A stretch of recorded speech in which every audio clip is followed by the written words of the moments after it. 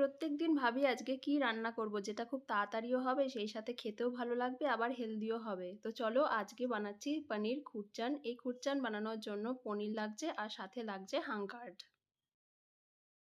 সাথে লাগছে ৩ রকমের ক্যাপসিকাম অর্থাৎ লাল, সবুজ আর হলুদ। আর দইটা কিন্তু সবসময় টাটকা নেওয়ার চেষ্টা করবে যাতে করে কোনো রকম বেশি টক না হয়।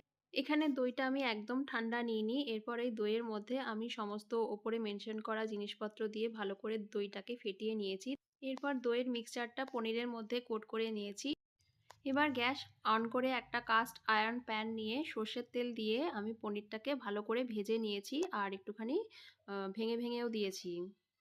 পনিরটা ভাজতে দিয়ে আমি পেঁয়াজ, ক্যাপসিকামগুলো কেটে নিয়েছি এবং সেগুলো ভালো করে ধুয়ে নিয়েছি। তারপর সেই প্যানের মধ্যেই আমি পেঁয়াজ কুচি আর ক্যাপসিকাম কুচি দিয়ে আর বাকি যে দইয়ের মিক্সচারটা ছিল সেটা দিয়ে ভালো করে এটাকেও ভেজেছি।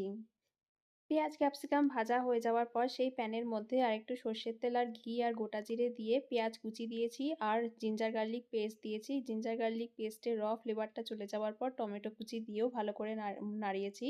তারপরে সমস্ত মশলাপাতি দিয়েছি আর অল্প একটু জল দিয়ে ভালো করে কষিয়েছি।